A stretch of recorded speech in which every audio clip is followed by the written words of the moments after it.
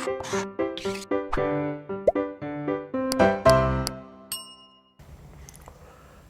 Students, welcome back to Blueprint Digital. आज की इस वीडियो में हम पेशियों के प्रकार यानी कि टाइप्स ऑफ मसल्स के बारे में पढ़ेंगे।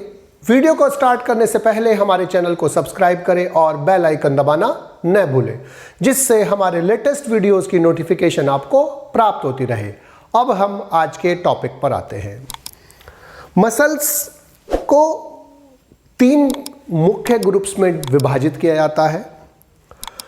मसल्स को विभाजित करने का जो आधार है वो उनकी अपीयरेंस है, यानी कि उनकी वो किस तरह से दिखाई देती हैं, उनकी स्थिति है, लोकेशन है, और उनका नेचर है, प्रकृति है कि वो किस प्रकार से उनका रेगुलेशन होता है, उनका नियंत्रण होता है। तो इन के आधार पर जो मसल्स होती हैं उनको 3 ग्रुप में विभाजित करते हैं। रेखित पेशी यानी कि स्टाइरिएटेड मसल्स और स्केलेटल मसल्स और वॉलेंट्री मसल्स।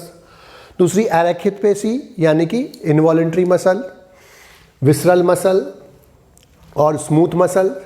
और तीसरी हृदय पेशियाँ यानी कि कार्डियक मसल।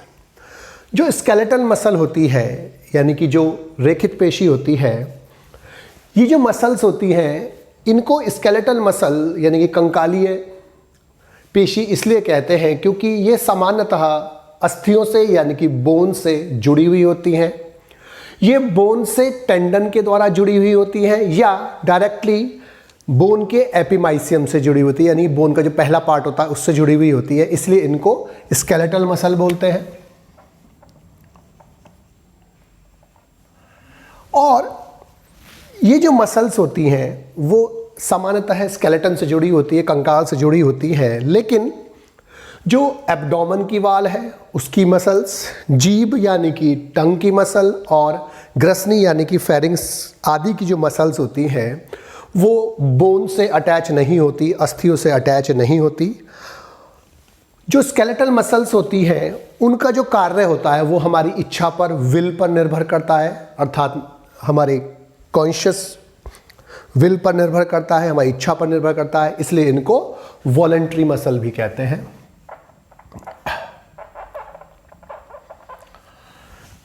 जो कुछ मसल्स होती हैं जो होती तो स्टाइरिएटेड है, स्केलेटन है यानी कि रेखित पेशी होती है, लेकिन उनका जो कार्य होता है वो हमारी विल पर, इच्छा पर निर्भर नहीं करता। जैसे मिडिल ईयर की जो बोन होती हैं वो ब्लिंकिंग मसल्स जो आइज़ की ब्लिंकिंग में हेल्प करती हैं, और स्वेलोइंग मसल्स जो हमारे भोजन को अंदर ग्रहण करने में हेल्प करती हैं। ये इनकी जो कार्य होता है वो हमारी इच्छा पर निर्भर नहीं करता है। जब इन्हें माइक्रोस्कोप से देखा जाता है तो इनमें स्टाइरिएशंस यानी कि पट्टियाँ पाई जाती हैं, इसलिए इनको स्टाइरिएटेड मसल्स बोलते हैं। और जो मेजर कंपोनेंट होता है इन मसल्स का वो पोटेशियम होता है, और इनमें ग्लाइकोजन भी पाया जाता है। ये मसल्स मुख्य रूप से हमारे लोकोमोशन में सहायता करती हैं, उनमें भाग लेती हैं, और बॉडी का जो पोस्चर होता है उसको चेंज करने में सहायता करती हैं। जो स्टाइरिएटेड मसल्स होती है वो सिंसाइशियल होती है।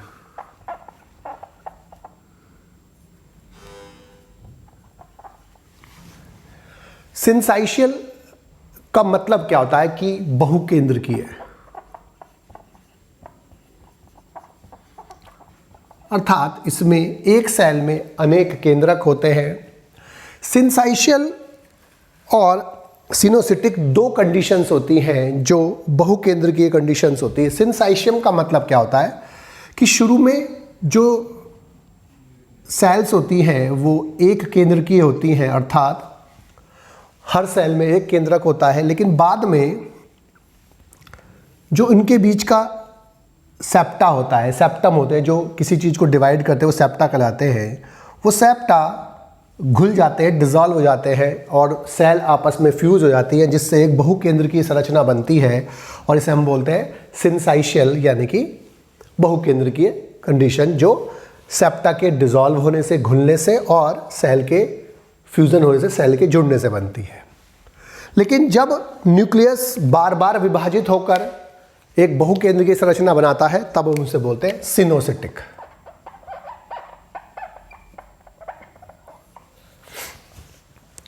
अब जो ये मसल्स होती हैं इनमें ग्लाइकोजन होता है बहुत अधिक मात्रा में, क्योंकि ये इनको एनर्जी प्रोवाइड कराता है कॉन्ट्रैक्शन के लिए, और इनमें हीमोग्लोबिन के समान एक वर्णक पिगमेंट प्रेजेंट होता है जिसे हम मायोग्लोबिन कहते हैं।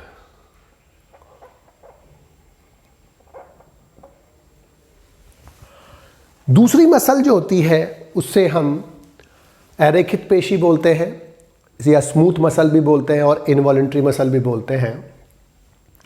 ये मसल्स स्केलेटन से, कंकाल से जुड़ी हुई नहीं होती, इसलिए इनको नॉन स्केलेटन मसल बोलते हैं।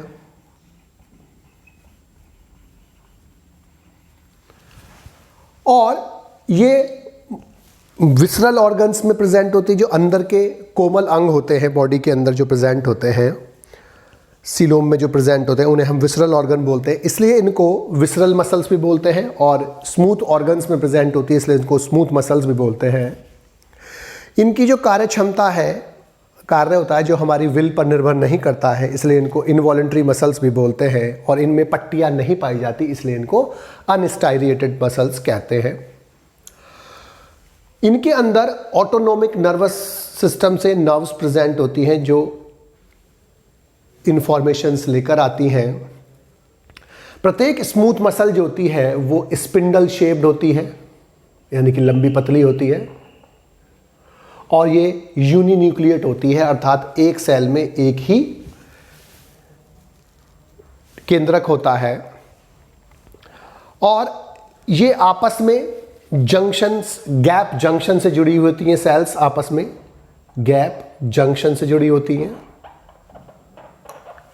और इनका जो साइटोप्लाज्म है उसको हम सार्कोप्लाज्म बोलते हैं। साइटोप्लाज्म को सार्कोप्लाज्म बोलते हैं। और इनमें जो कॉन्ट्रैक्टाइल यूनिट होती है, यानी कि जो संकुंचनशील इकाई होती है, उसको हम मायोफिब्रिल कहते हैं। और ये स्कैटर्ड फॉर्म में पाए जाते हैं, अर्थात ये बिखरे हुई अवस्था में पाए जाते हैं, इसीलिए स्टाइरिएशन नहीं बनते। जो मायोफिब्रिल्स होते हैं वो एक्टिन प्रोटीन और मायोसिन प्रोटीन से बने होते हैं। एक्टिन और मायोसिन प्रोटीन से मिलकर बने होते हैं। और ये, लेकिन इनकी संख्या, इनकी जो मात्रा होती है वो स्केलेटन मसल से कम होती है। ये जो एक्टिन है वो मोर होती है मायोसिन से, अर्थात एक्टिन की जो मात्रा होती है मायोसिन से ज़्यादा होती है। लेकिन यहाँ पर एक्टिन और मायोसिन विशेष क्रम में व्यवस्थित नहीं होती, बिखरी हुई अवस्था में होती है, इसलिए इसमें स्टाइरिएशंस नहीं पाए जाते हैं। ये जो मसल्स होती है स्केलेटन से जुड़ी हुई होती हैं, लेकिन ये जो मसल्स होती हैं विसरल ऑर्गन्स में पाई जाती हैं। ये जो मसल्स हैं हृदय पेशियाँ, जिन्हें हम कार्डियक मसल्स कहते हैं। कार्डियक मसल्स ये विशेष प्रकार की मसल्स होती हैं जो हार्ट की वाल में, हृदय की वाल में, दीवारों में पाई जाती हैं। और ये संरचना में तो स्टाइरिएटेड होती हैं, अर्थात रेखित होती हैं, लेकिन कार्य में ये इनवॉलेंट्री होती है, अनैच्छिक होती हैं, हमारी इच्छा पर इनका कार्य निर्भर नहीं करता। और ये विशेष मसल्स होती हैं और ये जीवन में कभी भी नहीं थकती, अर्थात इनमें फैटीग नहीं होता है, इनमें पेशी थकान नहीं होता है। मसल में अनेक साइलेंड्रिकल फाइबर्स पाए जाते हैं, बेलनाकार फाइबर्स पाए जाते हैं जो ब्रांच्ड होते हैं, शाखित होते हैं। अनेक अनुप्रस्थ यानी कि ट्रांसफर सेप्टा इनमें पाए जाते हैं, जिन्हें हम इंटरकैलरी डिस्क कहते हैं। और ये जो इंटरकैलरी डिस्क होते हैं ये वास्तव में सार्कोलेमा होते हैं। इंटरकैलरी जो डिस्क हैं ये प्लाज्मा मेम्ब्रेन जो होती है उसको हम क्या बोलते हैं, सार्कोलेमा। सेल की जो कला होती है प्लाज्मा मेम्ब्रेन, उसको हम यहाँ क्या बोलते हैं, सार्कोलेमा। और ये सार्कोलेमा होती है।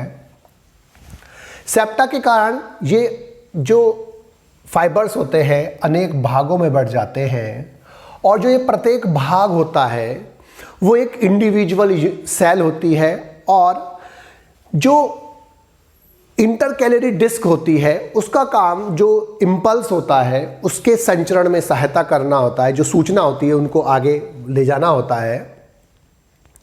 कार्डियक मसल में सेंट्रल नर्वस सिस्टम यानी कि सेंट्रल नर्व जो आती है सेंट्रल नर्वस सिस्टम से और इन ऑटोनोमिक नर्वस सिस्टम से,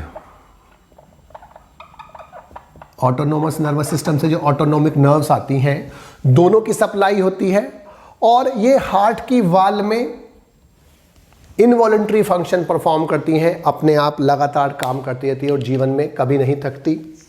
तो रेखित पेशी, अरेखित पेशी और कार्डियक मसल्स जो होती हैं, रेखित पेशी को स्केलेटन मसल्स भी कहते हैं क्योंकि इसमें पट्टियाँ पाई जाती हैं, स्टारिएशंस पाई जाती हैं। इनका काम हमारी इच्छा पर निर्भर करता है, इसलिए इनको ऐच्छिक पेशी, वॉलंटरी मसल भी बोलते हैं। स्केलेटन से जुड़ी हुई थी, कंकाल से जुड़ी होती है, इसलिए इसको स्केलेटन मसल्स बोलते हैं। ये सिंसाइशियल होती है, बहुकेंद्र की होती है और इनकी इच्छा जो काम है वो हमारी इच्छा पर निर्भर करता है। इनमें एक्टिन प्रोटीन और मायोसिन प्रोटीन जो थी विशेष मैनर में अरेंज होकर स्टारिएशन बनाते हैं। पोटेशियम इसका मेन अवयव होता है।